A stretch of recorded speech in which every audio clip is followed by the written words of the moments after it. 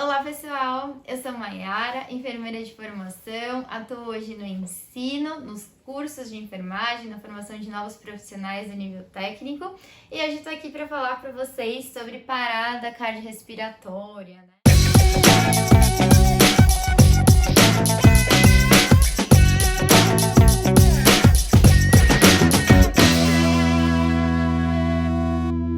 Parada cardiorrespiratória é quando o coração para de bater. Então a sensação brusca do movimento aí do coração, do movimento da parte motora do coração, que vai impedir com que haja a circulação sanguínea, a ejeção de sangue do coração para o restante do corpo. E pensando aí que o nosso sangue carrega tanto oxigênio quanto nutrientes necessários para a vida das células que vão compor aí os nossos tecidos, os órgãos, os sistemas e o organismo como um todo, sem esse substrato, sem esse combustível, as células não funcionam, então a gente tem aí uma parada cardiorrespiratória e o coração para de bater, consequentemente pulmão também para de funcionar, tudo para e a gente precisa aí voltar a vida ao paciente. E como a gente identifica que um paciente está parado? É super importante a gente saber isso. Então, existem 3 sinais que são essenciais da gente lembrar aí para a parada cardiorrespiratória na identificação. Então, a primeira coisa é o nível de consciência. E como que a gente vê o nível de consciência do paciente? A gente bate no ombro dele, chama pelo nome, chama senhor, se a gente não conhece, porque às vezes a gente tá em um lugar que a gente não conhece, mas a gente chama a pessoa e ela não responde. Isso já significa que não há aí um nível de consciência, porque ela não responde a um estímulo verbal, porque a gente tá chamando, e nem a um estímulo tátil, porque a gente coloca as mãos sobre os ombros dela e não tem nenhuma responsividade, então isso já é ausência de nível de consciência. Ao mesmo tempo que a gente faz isso, a gente já olha para o tórax do paciente e verifica se está tendo expansão, porque isso vai indicar para a gente se há respiração ou não, que é outro indicador, né, e para a gente definir que realmente é uma parada cardiorrespiratória. Ausência de nível de consciência e ausência de movimento respiratório ou respiração anormal, que é a respiração que a gente chama de gasping. Então, às vezes o paciente está respirando, mas é uma respiração anormal. E gasping, pessoal, não é taquipneia, não é taquidyspneia, é uma respiração agônica.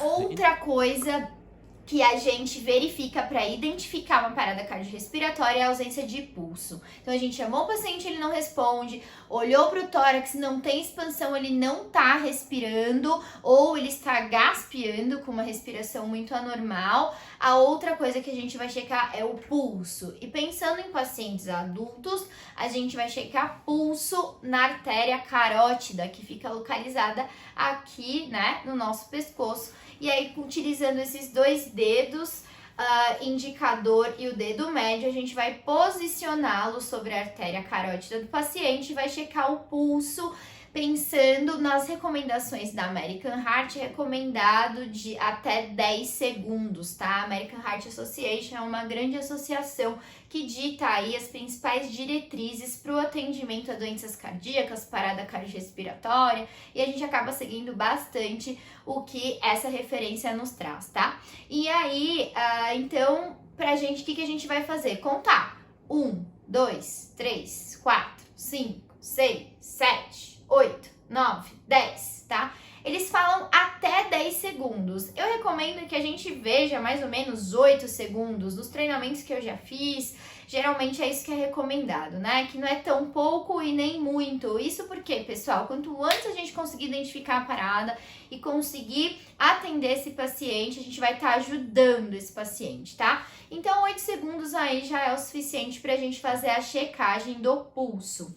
Não tem pulso, então o paciente não responde, o paciente não respira, o paciente não tem pulso, parada cardiorrespiratória. E aí a gente pensa na cadeia de sobrevivência. A cadeia de sobrevivência também é um instrumento, né, aí trazido pela American Heart Association, que diz que quando a gente identifica a parada, a primeira coisa que a gente precisa fazer é chamar ajuda. E chamar ajuda, pessoal, é elencar uma pessoa específica para ligar para o SAMU, no nosso caso aqui no Brasil, né? E não dizer assim, porque às vezes a gente tá em algum lugar que tem um monte de gente e aí uma pessoa cai desmaiada e acaba sendo identificado que a gente tá num caso de parada cardiorrespiratória. E aí às vezes as pessoas dizem, chama ajuda! E aí o que é de todo mundo acaba sendo de ninguém. Então o recomendado é que a gente faça, você, por favor, ligue para o 192 e peça para trazer o DEA. E o que é DEA? Desfibrilador externo automático, que é o aparelho, né, portátil que tem aí nos atendimentos pré-hospitalares, nas ambulâncias disponíveis. Tem até alguns locais públicos que tem uma circulação de um número grande de pessoas, supermercados, shoppings, que tem esses aparelhos, tá? E esses aparelhos, eles vão identificar se o ritmo de parada é chocável ou não e se é indicado que esse paciente receba um choque, né? Que a gente chama de desfibrilação. E pensando nisso, por que isso acontece? Nosso coração, ele tem um trabalho motor e um trabalho elétrico. E muitas vezes o motivo do paciente ter parado é que teve uma pane no sistema.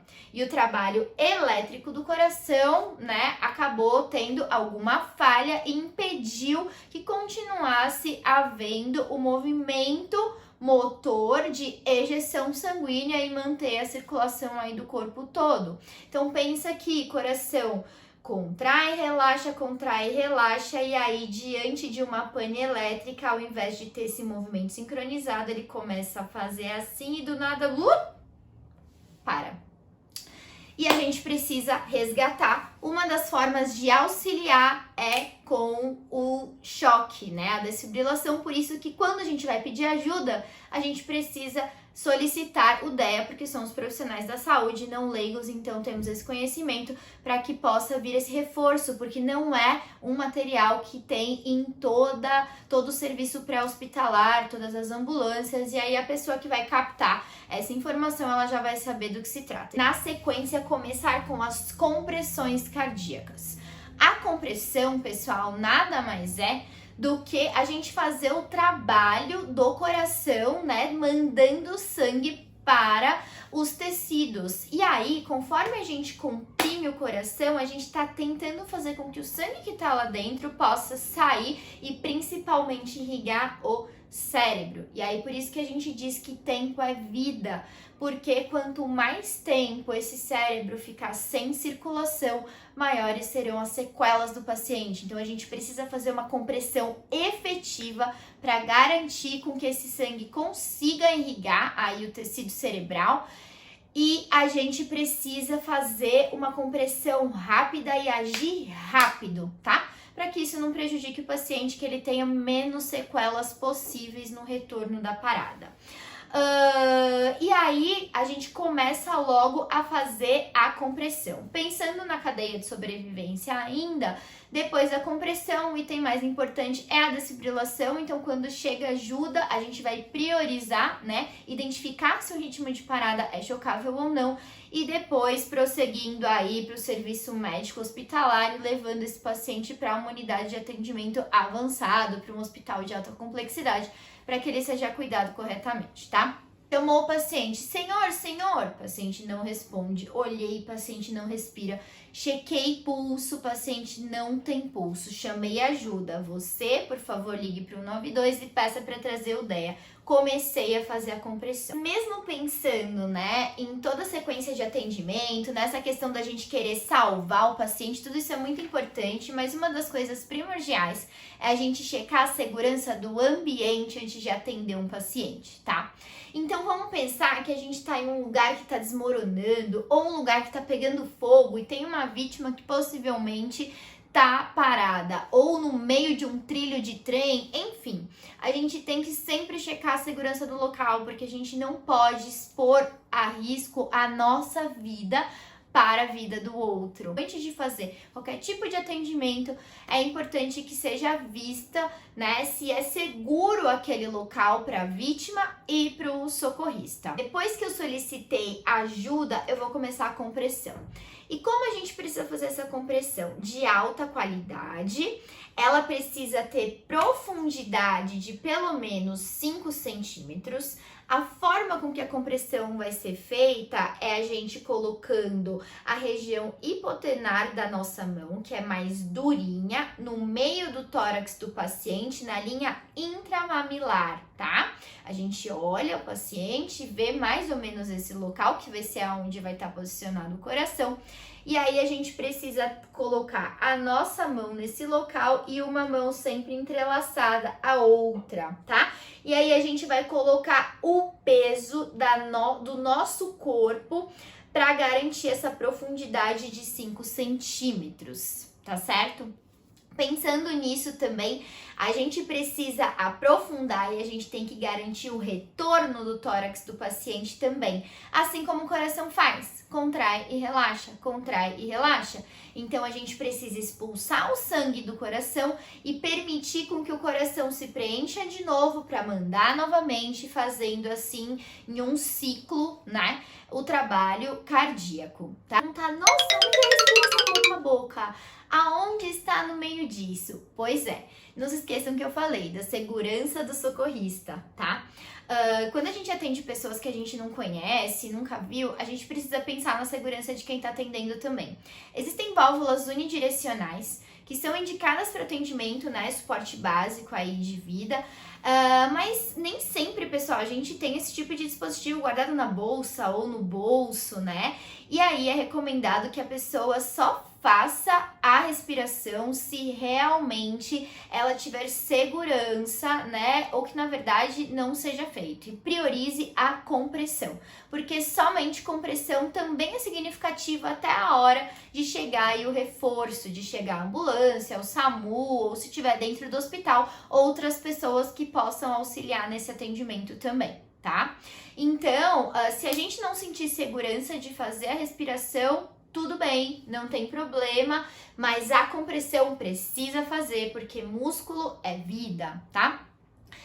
Mas se for indicada a respiração, como que a gente vai fazer? A gente precisa fazer a abertura da via aérea da vítima, né? Não adianta a gente querer fazer respiração em um paciente com a cabeça assim para baixo, com a via aérea fechada, que não vai dar certo. A gente precisa então posicionar corretamente, abrindo a via aérea da vítima, né? Seria então a gente posicionando a mão sobre a testa, levando para trás, assim como a mandíbula com auxílio dos dedos, tá? E aí a gente oferece aí as ventilações. Então, quando o socorro chegar, o que a gente vai fazer? Prioridade, posicionar o DEA, que é o desfibrilador externo automático. Chegou o suporte, o DEA vai ser posicionado e ele pode ser posicionado com as pás no tórax do paciente, ainda fazendo a compressão, tá? Ainda com o socorrista fazendo a compressão. Como que ele tem que ser posicionado? O DEA ele é bem autoexplicativo, então ele tem um botão bem grande que seleciona, ele indica para ser ligado, então é necessário que ele seja ligado, posicionado o fio e posicionadas as pás no paciente. E aí, pessoal, a gente tem que tomar alguns cuidados, porque se o paciente tiver muitos pelos, homens, tipo Tony Ramos, a transmissão, né, do impulso elétrico do aparelho para o coração do paciente vai ser dificultada. Então, tem algumas pás que elas servem até como depiladores, né? E que se o paciente tem muito pelo, a própria pá depila o paciente. E aí a gente precisa trocar por um novo jogo de pás para efetivamente conferir o choque ao paciente, tá? E tem alguns estojos, né, kits de desfibrilador que tem alguns aparelhos depilatórios, né, algumas lâminas de depilação descartáveis, e aí se não for suficiente a gente precisa utilizar, porque senão vai dificultar na hora de oferecer o choque para o paciente, tá? E depois então então essa é uma situação adversa. Outra situação adversa é situações onde há água. A água é elétrico. Então, pacientes, por exemplo, uma pessoa que sofreu um afogamento na piscina ou na praia, no mar, enfim, precisa secar o tórax antes de grudar a pá. tanto pela condução da água e outra porque na molhado o tórax do paciente não gruda, né? Então precisa grudar adequadamente, então há necessidade de secar direitinho esse paciente. Outra questão são os pacientes que usam marca-passo. Marca-passo são aqueles aparelhinhos que muitas pessoas que têm arritmias cardíacas utilizam para poder auxiliar aí na resolução desse problema, e aí o marca-passo ele acaba ajudando coração a ter um ritmo elétrico adequado. Então, duas coisas mandando eletricidade também pode dar choque, né? Repele e não é legal. Precisa posicionar a pá fora do local do marca-passo, tá? Então, depois de posicionada adequadamente a pá, o que vai fazer? O aparelho ele fala, checando ritmo, se afaste do paciente. E nesse momento, as compressões vão ser cessadas. A gente vai parar de fazer compressão no paciente para que o aparelho possa analisar o ritmo cardíaco e checar se o ritmo é chocável ou não. Se for um ritmo chocável, o aparelho vai falar ritmo chocável, choque indicado, e aí o botãozinho vermelho vai começar a piscar no DEA e a gente vai precisar apertar esse botãozinho vermelho, mas é muito importante que a gente peça para as pessoas se afastarem, porque se alguém chegar perto da pessoa quando ela for levar um choque, quando ela for desfibrilada, pode ter problema e pode machucar essa pessoa. Ninguém vai poder encostar no paciente, tanto na checagem do ritmo e se for indicado choque também, né, quando for disparado o choque elétrico ao paciente, e cabe à pessoa que vai acionar o botão do choque falar em alto e bom tom, se afaste do paciente, se afaste agora do paciente, tá? Depois disso, então, é dado o choque e aí a gente volta novamente a fazer compressão. Isso cansa um pouco a primeira pessoa a fazer compressão. Então, a cada ciclo, ideal que os socorristas troquem de função, né? Invertam, e aí quem estava fazendo ventilação faz a compressão, e pensando em um socorrista só que estava fazendo as duas coisas quando chega ajuda. O ideal é que haja essa troca também, porque quando a pessoa vai ficando cansada, ela vai perdendo o ritmo e a compressão pode perder a qualidade, tá, pessoal? E a cada final de ciclo também é o momento de checagem de pulso novamente, para verificar se o paciente voltou ou não, tá? Se o paciente voltou, a gente deixa ele em posição de recuperação, que é dita, né, que é uma posição lateralizada, e se ele não voltou, a gente continua fazendo compressão, tá? E isso pensando aí no suporte básico de vida, e eu vou tentar elucidar e mostrar um pouquinho para vocês como que isso acontece na prática.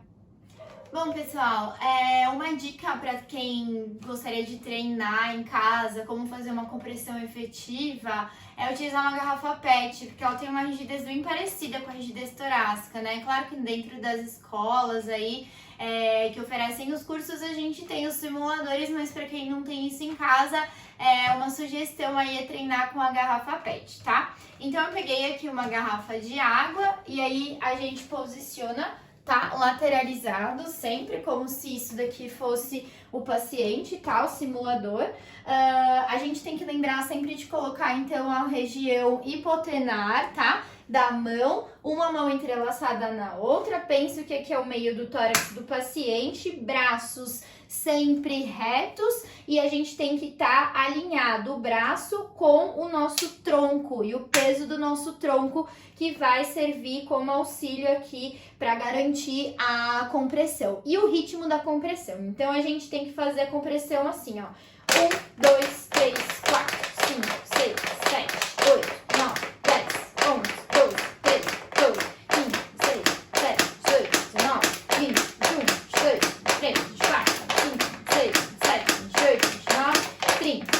E aí, quando a gente tá em 2 socorristas, a gente faz uma relação de 30 compressões para 2 respirações.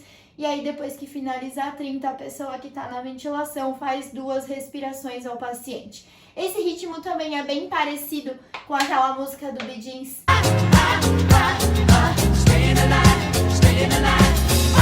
Gostar mais que também dá. Baby shark do baby shark do baby shark do baby shark. E é muito importante que a gente garanta os 5 centímetros de profundidade e o ritmo também, para que a gente tenha uma compressão efetiva. Fica aí a dica, espero que tenham gostado. Até a próxima!